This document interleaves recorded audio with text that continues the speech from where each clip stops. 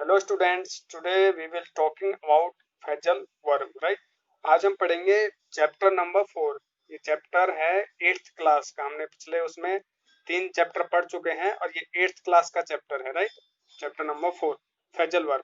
अब देखिए, पहले तो हम कुछ इंपॉर्टेंट जितने भी हैं वो पढ़ लेंगे। उसके बाद आपकी बुक के अंदर जो एनसीईआरटी का न्यू सिलेबस है उसमें बुक में जो कुछ दिए हुए हैं जितने भी इंपॉर्टेंट वो सारे पढ़ेंगे, ठीक है। पहले कुछ इंपॉर्टेंट जिन्हें हम इजी याद रख सकते हैं वो पढ़ते हैं।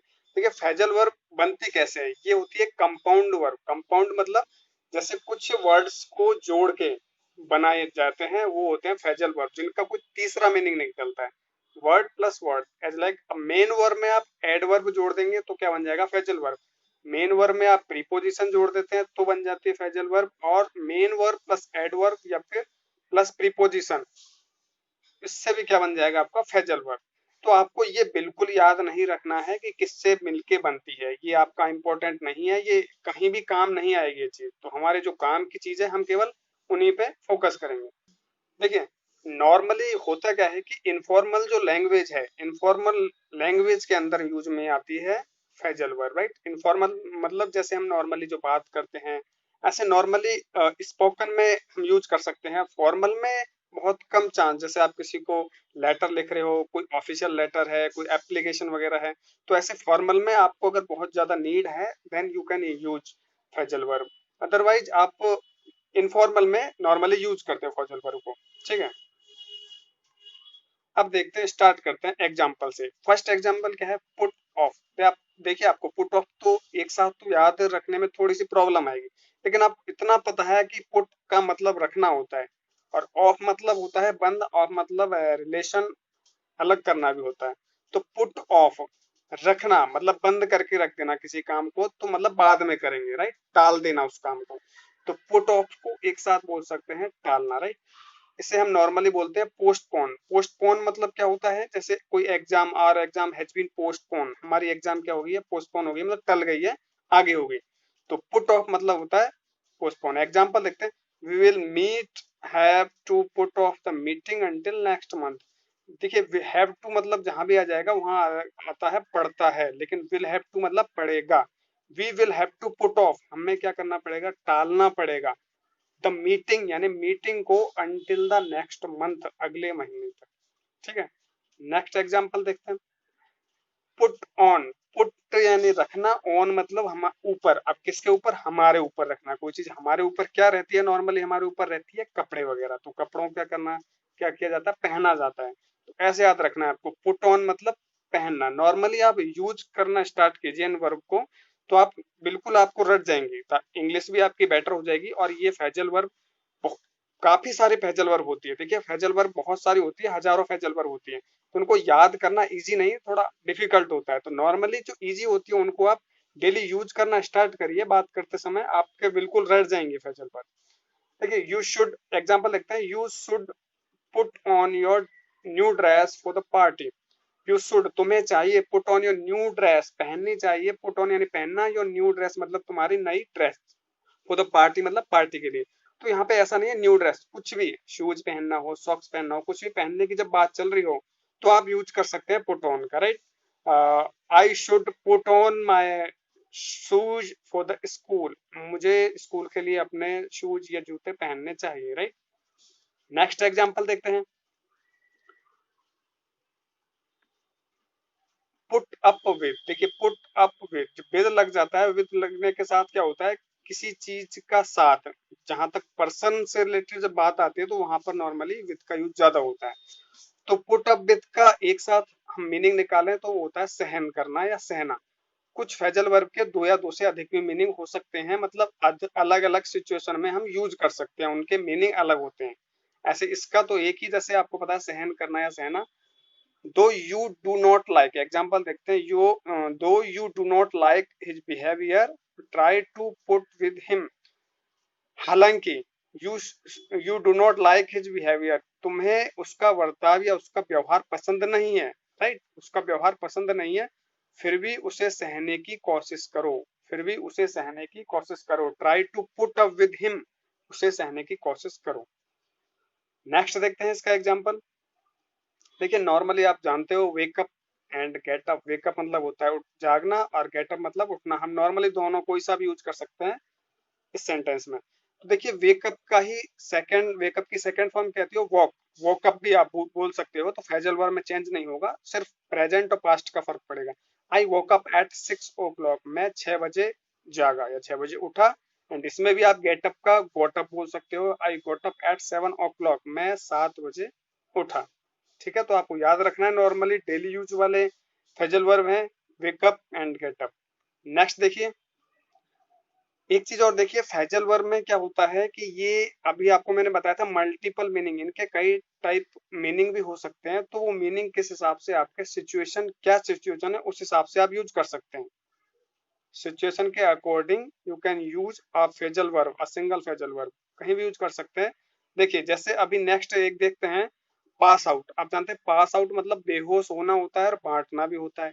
अब लेकिन एग्जांपल से देखते हैं, Sita passed out due to sunstroke. Sunstroke मतलब सन की बहुत ज्यादा स्ट्रोक, तेज रोशनी के कारण, तेज धूप के कारण सीता क्या हो गई, पास्ट आउट, बेहोश हो गए। देखिए पास्ट अवे नहीं है, पास्ट अवे मतलब होता है गुजर जाना, मतलब मृत्यु।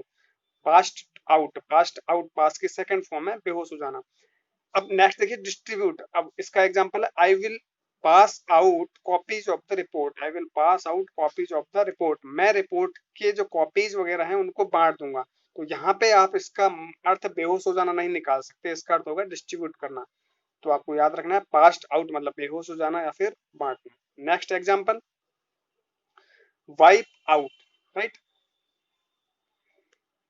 देखिए स्टार्ट करते हैं, पहले ये एग्जांपल लेते हैं, कीप अप विद, राइट, साथ साथ चलना या फिर साथ रहना, राइट। तो इसका एग्जांपल देखते हैं, girls like to keep up with the latest fashion. लड़कियों को लेटेस्ट या नवीनतम फैशन के साथ चलना या साथ रहना पसंद है। कीप अप विद, कीप यानी रहना, अप विद किसके साथ, लोग किसके साथ रहना पसंद करते हैं, न्यू फैशन के साथ। Keep up with, right, keep up with, ऐसे याद रखना है आपको। नेक्स्ट एग्जांपल, फॉल फॉर, आकर्षित होना या विश्वास कर लेना। उसका example, don't fall for his tricks, right, उसकी चालाकी पर विश्वास मत करो। डोंट फॉल या don't fall for his trick, उसके किसी भी काम पर, किसी बात पर उसकी चाला, ट्रिक यानी चाल होती है, उसकी चालाकी पर विश्वास मत करो। आकर्षित होने के लिए भी आप, या आकर्षित मत हो उसकी चाल पर, राइट, ऐसे आप बोल सकते हैं। फॉल फॉर किसी की, किसी के काम में फेल हो जाना, किसी काम में फॉल हो जाना, fall in love, fall in hate, what ever. Next देखते हैं, गेट बैक। गेट बैक यानी वापस आना, वापस लौटना। Get less, get back to the work. आप बोल सकते हैं चलिए काम पर वापस आते हैं। आप नॉर्मली ये बोल सकते हैं, let's get back to the point, let's get back to the our point, हम अपने पॉइंट पर वापस आते हैं, ऐसे भी आप बोल सकते हैं। तो गेट बैक का यूज करते हैं अपने किसी काम पर या पॉइंट पर वापस आने के लिए, या किसी भी चीज पर वापस, जहां भी वापस या लौटना आपको लगता है तो वहां पे आप फ्रेजल वर्ब बिल्कुल यूज कर सकते हैं। नेक्स्ट देखिए, बैक आउट, अपनी बात से फिर जाना या फिर मुकरना।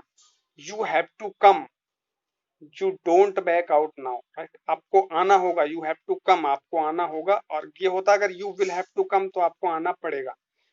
यू हैव टू कम, आपको आना होगा, आपको आना पड़ेगा। अब आप अपनी बात से मुकर नहीं सकते। यू कांट, आप नहीं सकते बैक आउट नाउ, अब तुम वापस नहीं हो सकते, क्या, अपनी बात से वापस नहीं मुकर सकते। तो यू शॉर्ट में आप बोल सकते हैं, you can't back out now, अब तुम वापस नहीं मुकर सकते। इसलिए याद रखना आपको, बैक आउट किसी बात से मुकरना।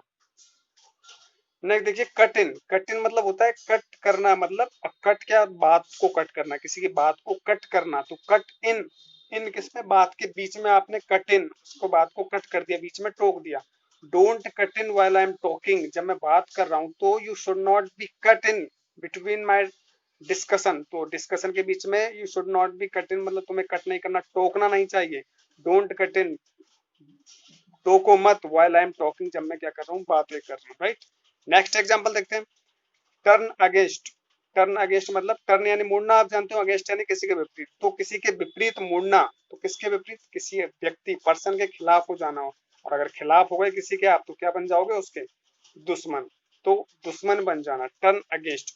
ही एग्जाम्पल देखें, he has turn against me, वह मेरे अगेंस्ट हो गया, मेरी पार्टी के अगेंस्ट हो गया या फिर मेरे खिलाफ हो गया, मतलब मेरा पक्का दुश्मन बन गया, राइट।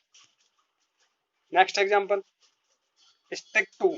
स्टिक टू मतलब एक ही बात पर डटे रहना, मैं स्टिक हूं इस बात पर, बिल्कुल कड़ा हूं इस बात पर, तो ध्यान न बांटना, किसी और ध्यान न बांटना, एक ही बात पर डटे रहना, वो होता है स्टिक टू।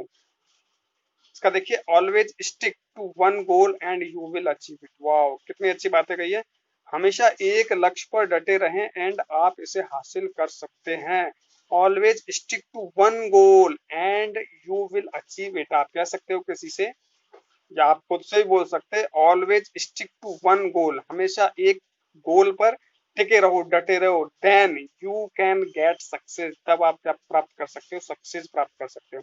स्टिक टू मतलब एक बात पर डटे रहना, राइट। नेक्स्ट, अब देखिए इसके बाद है आपकी बुक के अंदर जो इम्पोर्टेंट हैं वो उनको पढ़ेंगे, तो सारी डिटेल्स उनके बारे में। चलिए स्टार्ट करते हैं। Act, act upon. अब देखिए एक्ट क्या होता है, एक्टिंग करना, एक्टिंग करना मतलब कला करना। अब अपॉन यानी ऊपर, तो किसी चीज के ऊपर, किसी के अनुसार, किसी के अकॉर्डिंग कला करना, तो उसे कहते हैं एक्ट अपॉन, मतलब के अनुसार काम करना, राइट। किसी के अनुसार काम करना। You should act upon my advice, तुम्हें क्या करना चाहिए, एक्ट करना चाहिए, किसी के अनुसार, मेरी एडवाइस के अनुसार तुम्हें काम करना चाहिए। नेक्स्ट देखिए, अकाउंट फोर। अकाउंट क्या होता है, हिसाब किताब। फोर यानी अकाउंट के लिए, लेकिन अकाउंट फोर को एक तरह से स्पष्टीकरण याद कैसे रखेंगे। अकाउंट का हिसाब किताब जो भी जो संभालता है उसको क्या देना पड़ता है, एक एक पाई पाई का हिसाब, बिल्कुल स्पष्ट क्लियर हिसाब देना पड़ता है उसे। तो आप बोल सकते हैं अकाउंट फोर मतलब स्पष्टीकरण देना। He has been asked to account for his conduct, sorry, right. Next देखिए, एग्री। एग्री विद, ये अच्छा है, ये बिल्कुल बहुत इंपॉर्टेंट दोनों होता है कि एग्री विद और एग्री टू। विद अगर आता है, विद के साथ क्या, किसी व्यक्ति की जब बात होगी, किसी व्यक्ति से आप किसी चीज से सहमत हैं, तो आपको लगा देना विद। और कोई चीज है, कोई भी चीज है, व्यक्ति नॉन लिविंग थिंग है, तो लगाना है टू। लिविंग थिंग के साथ लगाना है आपको विद, नॉन लिविंग के साथ लगाना है agree to. Example, she did not agree with me, वो मेरे साथ एग्री नहीं है। ऐसे अपन नॉर्मली बात करते हुए बोलते हैं I am agree with you, मैं तुम्हारे साथ या तुम्हारी बात से सहमत हूँ। तो कोई चीज से आप सहमत है तो आपको लगाना है वहां पर विद की जगह to. I do not agree to your proposal, मैं तुम्हारे प्रस्ताव से प्रपोजल नहीं, देखो तुम्हारा कोई व्यक्ति नहीं है, तुम्हारा प्रपोजल, प्रपोजल एक प्रपोजल प्रस्ताव होता है।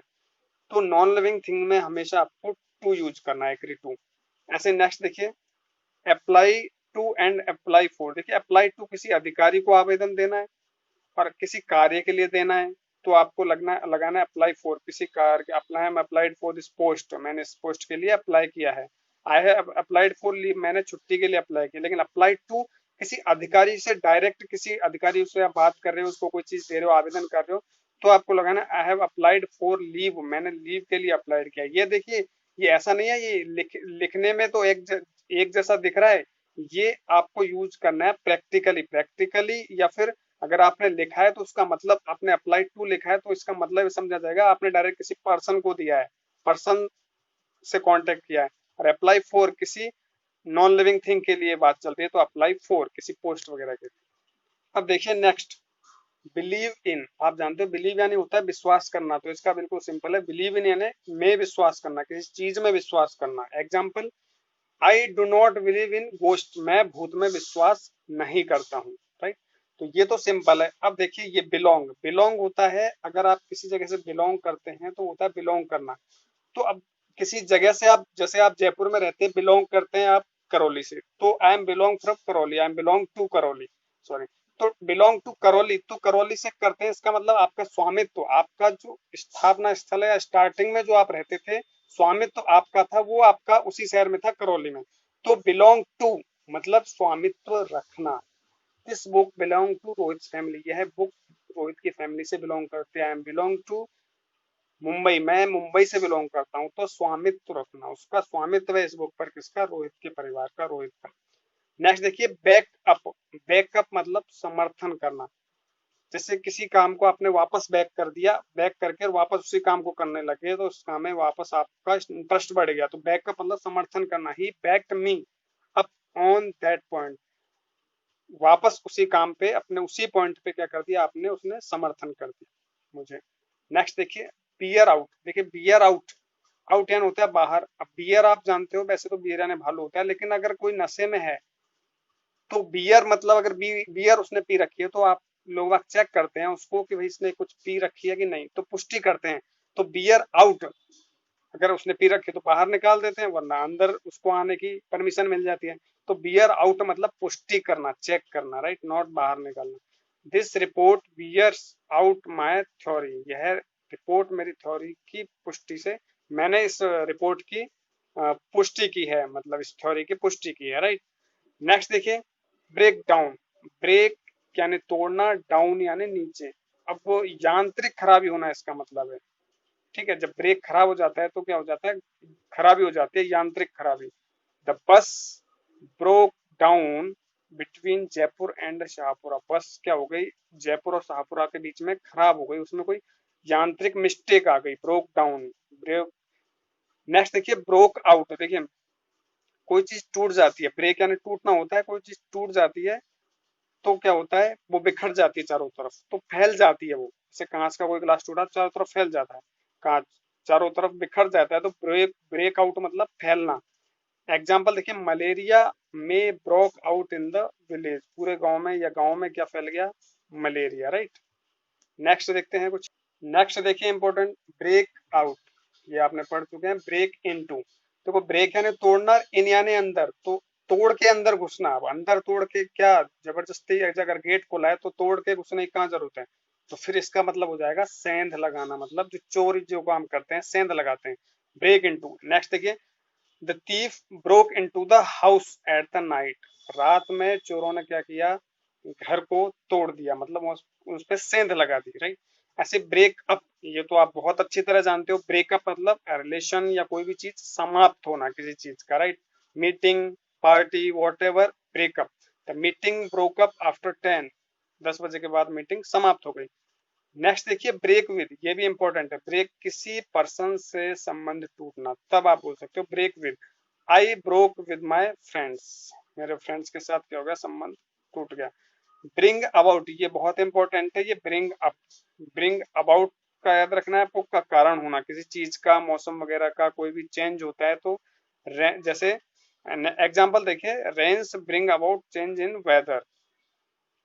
और इसका नेक्स्ट है जो ब्रिंग अप, ये बहुत ज्यादा इंपॉर्टेंट है, ब्रिंग अप 17, लालन पालन करना, लालन पोषण करना, क्योंकि कोई एग्जाम में कुछ ऐसे आते हैं जिनका मतलब जल्दी से नहीं निकल पाता है और वो बिल्कुल अलग मीनिंग देते हैं। ब्रिंग अप मतलब लालन पालन करना, लालन पोषण करना, राइट। ऐसे इसमें देखिए आप, ये भी इंपॉर्टेंट है, जैसे उसमें था कैरी आउट, इसमें भी देखिए कैरी आउट का है लालन पालन करना, राइट, लालन पालन या पोषण करना। नेक्स्ट देखिए, कैरी ऑन हम नॉर्मली यूज करते हैं कुछ कोई काम के लिए, जब अच्छा होता है तो हम बोलते हैं कीप इट अप या फिर कैरी ऑन, चालू रखो, बिल्कुल बहुत अच्छा काम है आपका, carry on, you should carry on your work. किसी भी काम को देख के आप नॉर्मली उसे बोल सकते हो कैरी ऑन, मतलब चालू रखो, जैसा कर रहे हो बेस्ट कर रहे हो। नेक्स्ट देखिए, सेल इन यानी वापस, sorry call in, not sell in, call in मतलब वापस मंगवाना। The librarian called in all the book, सारी बुकों को उसने क्या किया, लाइब्रेरी ने लाइब्रेरी में वापस मंगवा लिया, call in. Call out, call out मतलब सहायता के लिए, जब आप किसी को कॉल करते हो, और आउट यानी बाहर, तो बाहर कब हो जाती है आपकी आवाज, जोर जोर से चिल्लाते हो। अब क्यों चिल्लाते हो जोर से, जरूरत कब पड़ती है आपको चिल्लाने की, पुकारने की, सहायता के लिए। तो सहायता के लिए जब पुकारा जाता है उसे कहते हैं कॉल आउट। और कॉल ऑन, कॉल पे फोन करते समय आप बात करते हो तो कॉल ऑन मतलब मिलने जाना, मिलने के लिए जाना। I called on him yesterday, मैं उससे कल मिलने जाऊंगा। तो आप नॉर्मली डेली यूज में आप लोगे तो बिल्कुल आपको रट जाएंगे सारे वर्ड्स। बर्न, बर्न यानी होता है जलना। अब जल कर कोई चीज कहाँ गिर जाती है, डाउन यानी नीचे, तो जल के जब नीचे गिर जाती है तो आग से नष्ट होना, राइट। और कुछ इंपॉर्टेंट है तो देखते हैं उनको। नेक्स्ट देखिए, इंपॉर्टेंट है कास्ट डाउन। कास्ट डाउन मतलब हतोत्साहित होना, मतलब उत्साह आपका गिर जाना, खत्म हो जाना।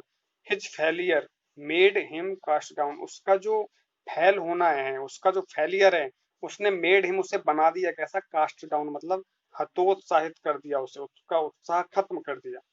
कैरी अवे, कैरी अवे यानी कैरी यानी लेना, ले जाना होता है, तो कैरी अवे मतलब भी ले जाना। The thief carried away the box, चोर बॉक्स को कैरीड अवे मतलब ले गए। कम ऑफ, कम ऑफ यानी होता है होना, ये बहुत इंपॉर्टेंट है, कम ऑफ, राइट, होना। Come his sorry her marriage will come off next month, उसकी शादी कब होगी, नेक्स्ट मंथ होगी। ऐसे देखते हैं कम अराउंड, कम अराउंड में क्या करना है, पुनः आना है, फिर सहमत होना। Diwali will soon come around, Diwali जल्दी ही कम अराउंड हमारे आसपास होगी या फिर जल्दी ही आएगी। जल्दी कब आएगी, जब हमारे आसपास होगी। तो आसपास को क्या कहते हैं, अराउंड, राइट, राउंड। तो कम राउंड ऐसे बन जाता है। नेक्स्ट देखिए, कम डाउन, कम यानी आना, डाउन यानी नीचे। तो ये बिल्कुल सिंपल है, कम डाउन नीचे आना, please come down from the tree, तुम पेड़ से नीचे आओ। तो देखिए आपने जितने भी इम्पोर्टेंट है वो सारे पढ़े हैं, और जितने भी इसके नेक्स्ट लेक्चर हैं वो आपको मैं प्रोवाइड करांगा। और अगर आपको इसकी एक्सरसाइज वगैरह भी चाहिए तो बताइए कमेंट में, तो मैं इसकी एक्सरसाइज भी दूं और उसके लिए आपको टाइम भी दूं, ताकि आप ऑनलाइन ट्राई करें फिल करने के लिए, फिर मैं आपको उसका आंसर दूं, राइट। तो आप इस चैनल को सब्सक्राइब करें इंग्लिश एजुकेशन के लिए, और लाइक करें और दोस्तों को शेयर करें, ताकि ज़्यादा से ज़्यादा लोग हमसे जुड़ें और फिर हमारा सेशन और भी अच्छा हो। Thank you so much.